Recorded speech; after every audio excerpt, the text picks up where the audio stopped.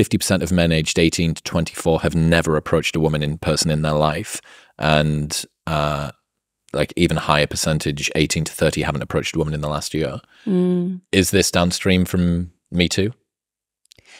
I have a slightly weird take on this, which is that actually the thing you hear about as sort of, the thing that Gen X people talk about of going up to someone in a bar and this being a way of striking out relationships, I think that was a very brief period of history, sort of post-sexual revolution, but pre-internet, where that was considered normal. And I'm slightly too young to have ever actually experienced that.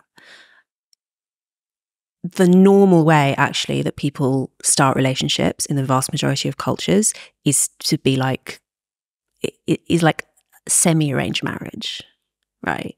Like not the full, you've never met this person before, you know, 13-year-olds, whatever, getting betrothed, like not like that, but the sort of you're introduced by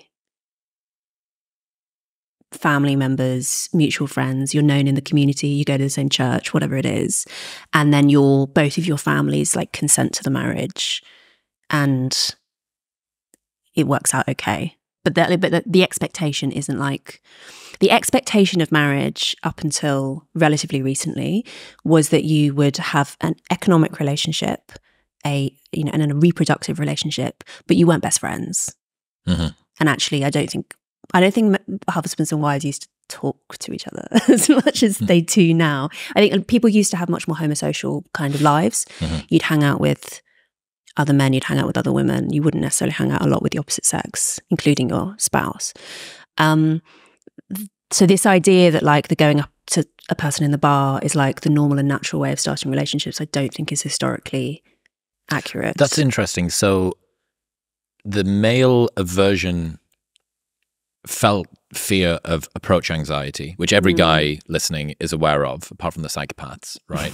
There is a girl that I find attractive that I either know or don't know or partly know or whatever. Yeah. Hi, how are you? Nice to meet you is kind of like a miniature war that you have to go to. And the felt sense of palpable fear is just ripping you apart inside. That isn't, or the modern aversion to that isn't some novel new problem. It was in your opinion here, a bar that kind of never really needed to be gotten over in the first place in some regards, because you had seen each other at church for ages, or her father owned the farm next to your father's land and you guys had known blah, blah, blah, like. Yeah. People have much more kind of static social lives. So yeah, just approaching some stranger and ending up getting married to her is not. I had this conversation with a guy called Mads Larsen, who is a mating ideology researcher. I'll send it to you. It's phenomenal. And he talks about this, all of the different arrangements that people went through, and the romantic to the confluent, which is what we've moved through most recently, has left us with a really interesting vestige, which is previously it was they own the farm next door. It was almost like a tactical marriage between the two of you. And then it's no. You guys are supposed to be together forever. You know, there is supposed to be deeper meaning instantiated in this. But then as soon as you have the sexual revolution, you have confluence. So for as long as you can benefit me and I can benefit you, I think even Mia Khalifa, who obviously paragon of sexual virtue, said on a recent interview that people think that marriage is some sacred thing. It's not. It's just a piece of paper. And if this person isn't helping you grow, it's time to move on. So they just confluent ideology there.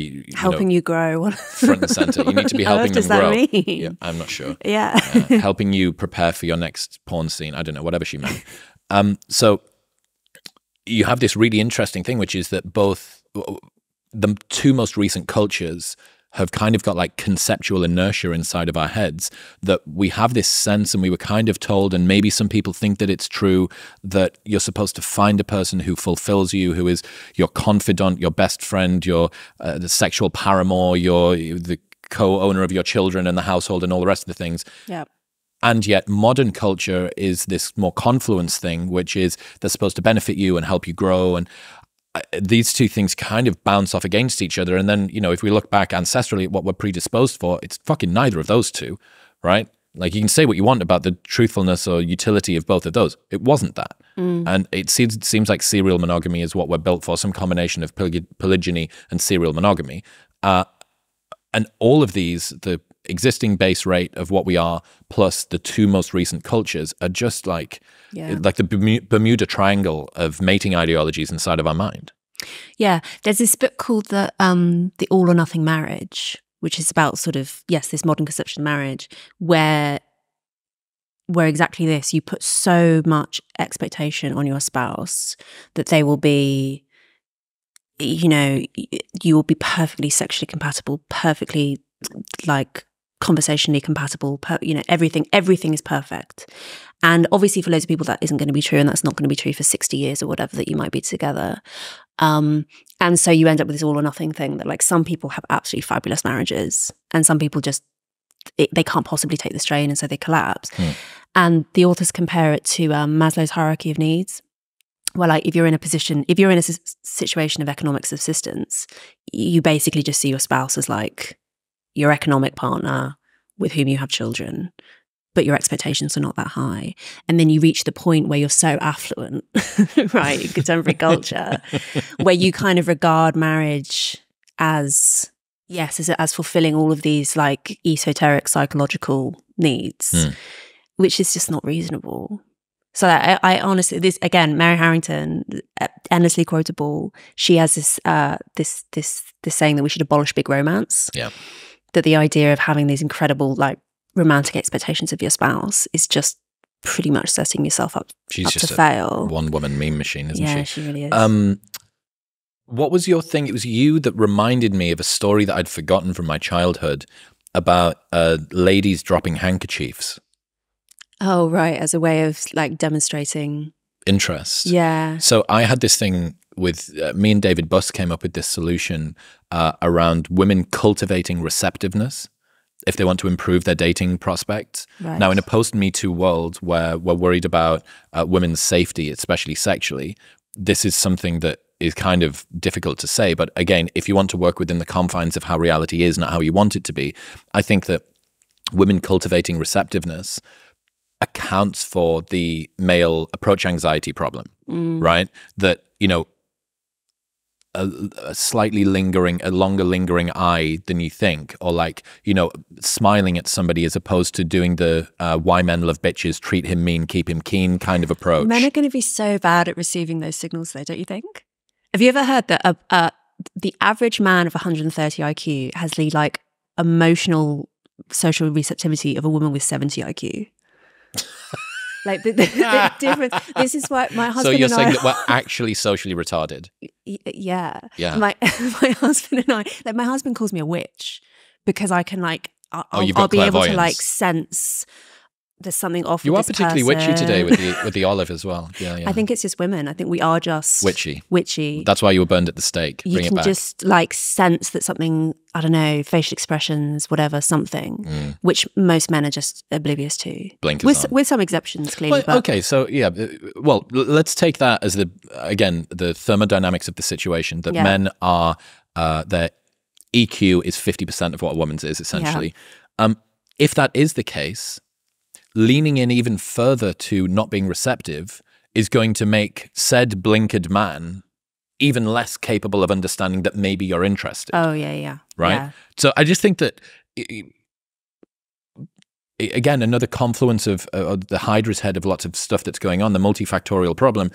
Women are maybe being a little bit more masculine, working in more masculine environments, thinking they need to be more disagreeable to be more effective at work, concerned about their own safety, generally skeptical of men that come up to them, strange men that come up to them in a bar, which has led to absolutely less receptivity from women. And it's like, look, if you are complaining like, where are all of the good men at?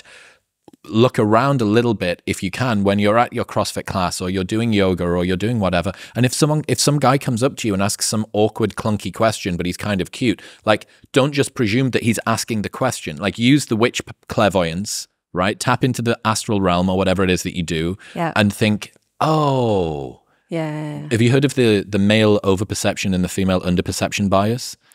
Is this with sexual interest? Correct. Yeah. So that's in David Buss's book, that men overestimate the degree of interest that women have to them and women underestimate, which is largely why you have awkward passes by male co-workers and stuff. Well, what do you mean? Like, her eyes, and you saw the way that she looked at me every time we went to the copy machine or whatever. And you know, alcohol exaggerates that. Does it really? Yeah. Wow. So men are more likely to falsely perceive sexual interest when they're drunk. Fantastic. Which, again, it just makes so much sense of all the, you know, like, were you, you know, that there was like Me Too, but for schools in the UK a few years ago. No. It was called Everyone's Invited. It was like a website that some girls set up to describe like bad sexual experiences that they'd had with in school? Well, not normally in school. This was the thing. So it ended up being a big headache for teachers and head teachers, because parents were obviously really upset, understandably. And they said, you know, you should be teaching consent workshops in schools. You should be doing all these things. And the teachers were like, this isn't happening in school. Very rarely is this happening in school. This is normally happening Friday night at some house party. The parents aren't there. Everyone's drunk. And like, it's kind of the parents' responsibility, honestly, to stop that from in. Yeah, and it's like, look, you've got horny young men raised on porn plus alcohol, young women often giving confusing signals. I mean, one of the things that like teenage girls just don't understand, bless them, is like if you say dress in revealing clothes because you want to attract a particular man, that the blast radius of that signal, it's a dirty bomb. Yeah, like I was getting a train recently in London, and there was a schoolgirl who was probably like 16 who was walking ahead of me, and she was going up the stairs, and she was wearing such a short skirt going to school that I could see absolutely everything. And I almost jogged after her just to say, like, you're lucky it was me who was walking behind you. And I know that you're doing this because you want to feel, there is a kind of thrill of feeling sexy that young women experience for the first time, and they have no idea how potent and dangerous that tool is. So, you know, you do it because there's a particular guy who gets the same train as you, who you want to catch his eye or whatever, fine. But like, I could have been a creepy bloke. And this is why I think parents have to be banning their daughters from leaving the house looking like that, basically. Because they have no idea. Like, teenage girls are just, I mean, teenagers are dumb. The sort of Me Too conversation around victim blaming and stuff is such a deep hole when you get into it, to talk about, should things be this way? No. Are things this way? Yes. Do you want to play within the confines of the thermodynamics of this particular system? Well, you probably should, right? And to thread that needle, especially because I often think about this. Douglas Murray once taught me that it doesn't really matter who makes the best logical argument in a debate. If you manage to get 2 or 3 big laughs, you win. Yes, it's true. And it's almost all vibes. Yep, it's just vibe. You're a vibe architect, right? Yeah. And the problem with this discussion, if you have somebody who is very anti this and is saying that's victim blaming, you saying that you're giving men a pass. You're saying that women should be fearful of what they should wear, and it's like that particular talking point is so empathetically robust in its signaling that it almost always wins. Yeah. Because the most obviously caring argument up front that sounds like the one that sounds right, that sounds like the one that you will get the most support for on Twitter, is so tough to pay. It's like, right, yeah, no, I don't disagree. But look at the outcomes that we get from this. One of the things that progressives really have on their side rhetorically is that if you're a conservative who's saying, look, actually, you know, there was a line that one of my readers sent me from all places. It was a book about making wine, and the line was, traditions are experiments that worked. You can say that when you're talking about winemaking and it's not too like politically explosive, but you can obviously apply that to social issues as well. Perfect. I know, isn't that a great line? Experiments that work. Exactly. But what you end up, if you're trying to make that argument, and if you're you know, proposing anything remotely conservative, is that you have to you end up having to defend other cultures or cultures of the past. So you'll say, look, actually, there was a lot to be said for the sort of slightly arranged marriage. There's a lot to be said for teenage girls being encouraged to dress more modestly, whatever. And people say, oh, what? So you're saying that you support domestic violence. You're saying that you support, cholera and imperialism and like everything that might have happened during the era that you're talking about. And you have to say, no, I don't know. I mean, you just end up at the back foot. Yeah. Whereas if you're a progressive, you can say, I can see this vision, in the future, we'll have this amazing society where everything's great. And the fact that this has never happened and is never likely to happen means that you're never in the position of having to defend anything unfortunate. Yeah. You never have to talk about trade-offs. I think that like acknowledging the existence of trade-offs is a fundamentally conservative trait. Yeah.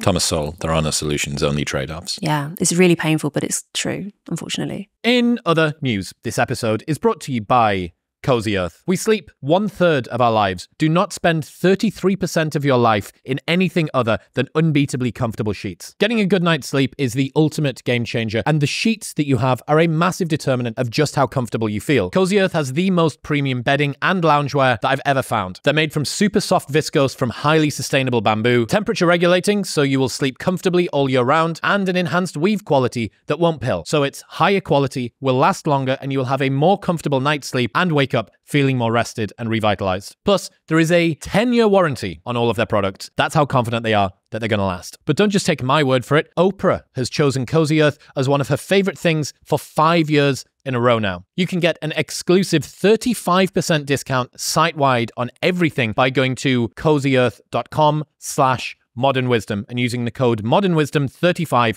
at checkout. cozyearth.com/modernwisdom and modernwisdom at checkout. Thank you very much for tuning in. If you enjoyed that clip with Louise, then press here for the full-length 2-hour-long podcast.